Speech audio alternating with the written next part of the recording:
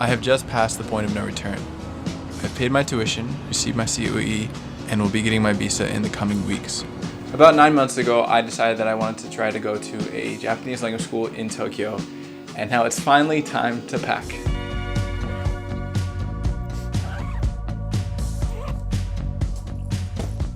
So I'm planning on being in Japan for at least a year, so it follows that I'm gonna need to bring a lot of stuff. In the past, I would have just brought 2 checked bags and dealt with it. I'm kind of a chronic overpacker, but I am tired of bringing so much stuff. So this time, I'm gonna try my best to fit everything into one checked bag. And I've done some research and I have a few tricks to hopefully help me be able to do so. So the first thing I've done has actually been the most difficult part of the process for me, and that is getting rid of things.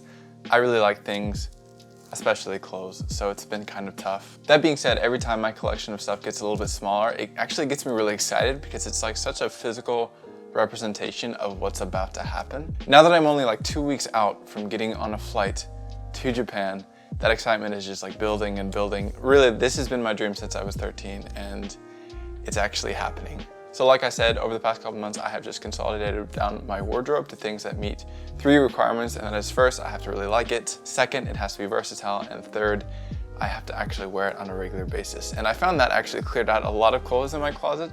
And now I'm down to just about this. There's a few more like exercise clothes and whatnot, but I'm at a pretty good level where I feel like I should be able to fit most things without too much of a squeeze. All right, so the next really important thing is actually how you put your stuff in your suitcase. You'll notice that I'm actually rolling up my clothes into these little tubes. And the reason I'm doing this is because you can really compress your clothes down a lot more than you can just trying to fold them. And it saves a lot of space. I used to just roll my clothes regularly, but recently I discovered what is called the Ranger roll. It's actually really simple once you know how to do it. So essentially I've got a shirt like this, right? You gotta make sure it's laying out nice and flat. And the first thing I do is I take this and I'm gonna fold it in just like 2-3 inches or so. Make sure it's the same on both sides. You don't got anything weird going on. So I got that going. Fold in the sleeves and then it will fold the shirt in thirds. Sometimes I fold them in half, especially if it's something bigger or bulkier like a sweater.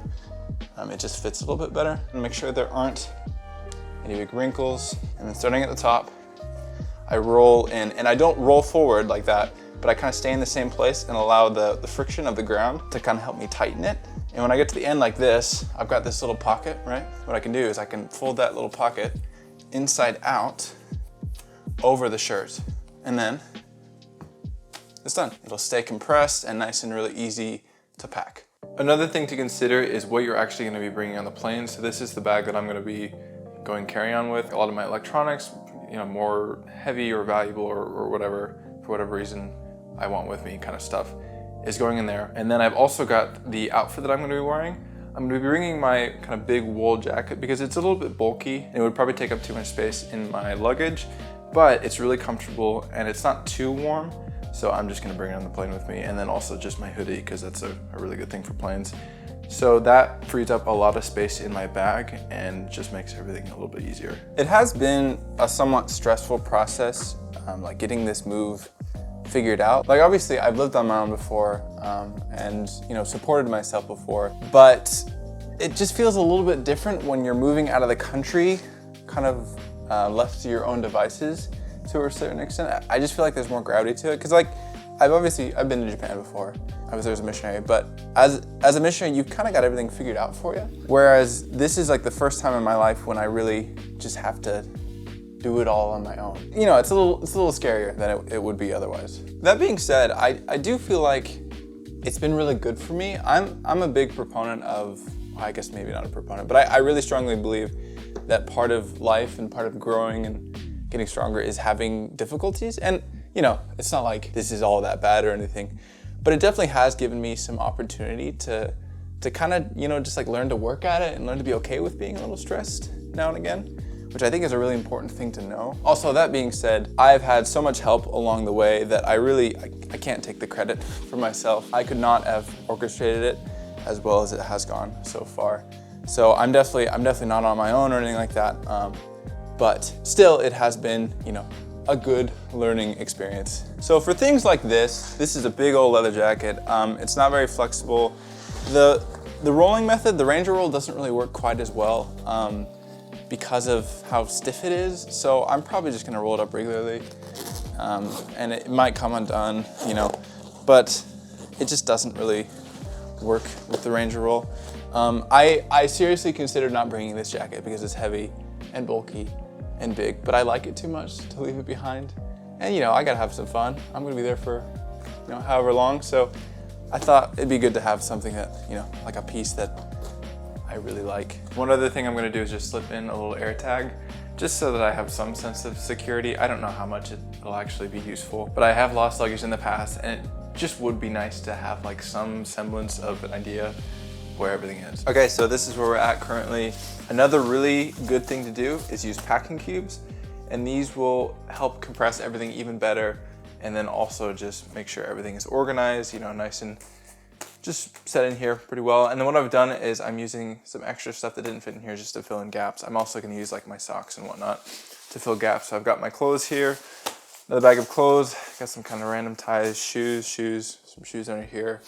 Because this is gonna be an extended trip, I am bringing some tools because I've just found this really useful to hold on to. So I've got some tools in here and in here, some tape, a couple books, a hard drive, just some random little bits. I still do have to put my toiletry bag right here and then a few camera things that I'm just currently using for this video. Other than that, we are good to go.